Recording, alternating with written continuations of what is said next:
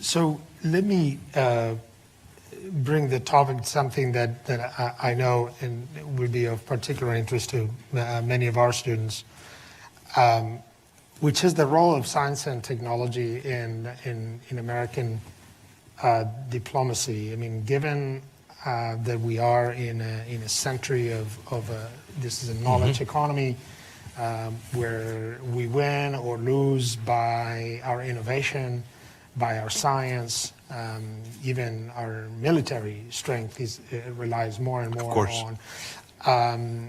What is the role of scientists and engineers and technologists in driving or influencing and shaping American foreign policy? Do you have folks like us around in the State Department? I mean, what is the role? We do. We have them in a handful of places. The two most prominent, we have a science and technology group, and then we also have a huge group of folks that are that we call our economic team, led by a fellow named Keith Kroc, invented a company called DocuSign out in Silicon Valley, came to join the State Department to make sure that the United States and China had a set of common understandings around technology. So we spend a lot of time on this. So I'll give you one vertical, one space where we've worked really hard.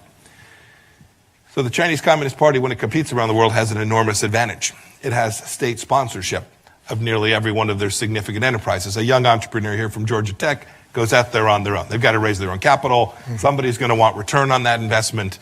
They've got to make money. They've got to pay their workforce. Not so in China. Not so. Many of the companies they will come to compete against will have government funding, direct government funding, not a grant that we might provide to a research institute, but truly will be a state-owned enterprise. This is deeply unfair to the American people and presents enormous risks to American national security as well.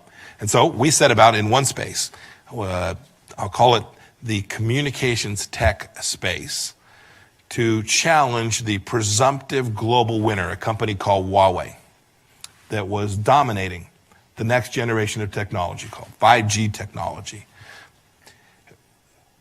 They didn't win it because they were the fastest and the best. They won it because ultimately they delivered a solution to countries that was cheaper because they had the backing of the Chinese Communist Party and a technology that was good enough.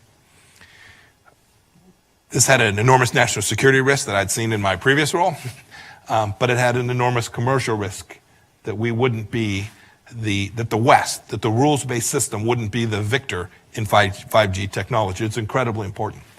And so we set about traveling the world, telling the story that says if you have software or hardware that comes from Huawei, you are handing the data of your citizens to the Chinese Communist Party and the People's Liberation Army.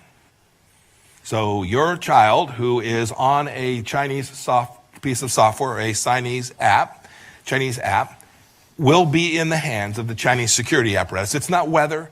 Their law requires the company to turn this information over to them. And so it's going to happen. So parents, think twice before you do this. But we have a responsibility as government to protect our citizens. And so we set about doing that and helping citizens around the world do it too.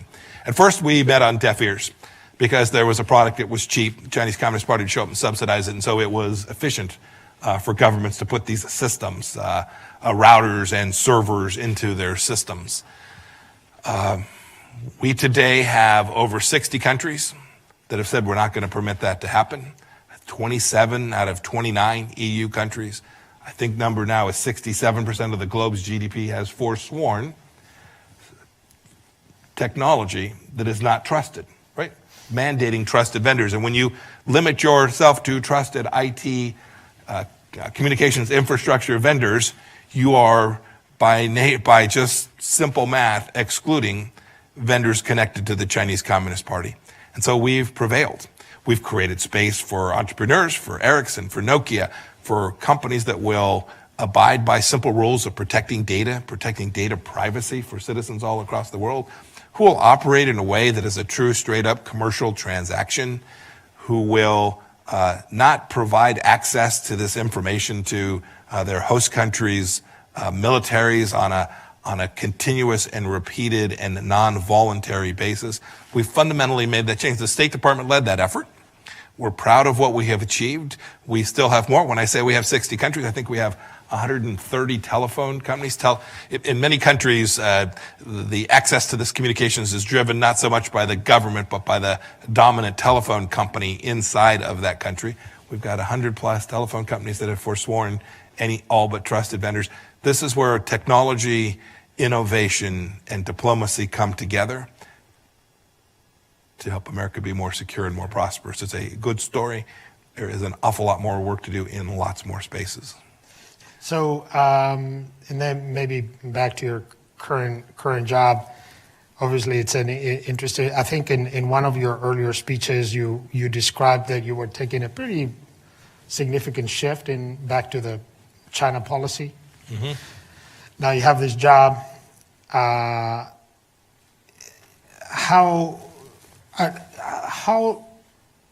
likely are we to see some of these policies stay beyond January, or are we going to see another 180-degree shift? I mean, some of your message is not necessarily partisan, right? I mean, you would have. Yeah, I don't think a single thing I said today reflected a partisan viewpoint, but rather relied on a data set. And so I don't think, frankly, what I said today was particularly controversial about those who are paying attention to the challenges that the Chinese Communist Party presents. And indeed, I've seen this on Capitol Hill in Washington and even in others in think tanks around the world. I think there's an increasing awareness of this challenge. So I'll give you an example. I was in a NATO meeting with my foreign minister counterparts earlier last week. NATO grew out of the challenge of the Soviet Union and was very focused on confronting the Soviet Union and then Russia. Today, NATO is challenged by cyber threats, space threats, disinformation threats from the Chinese Communist Party.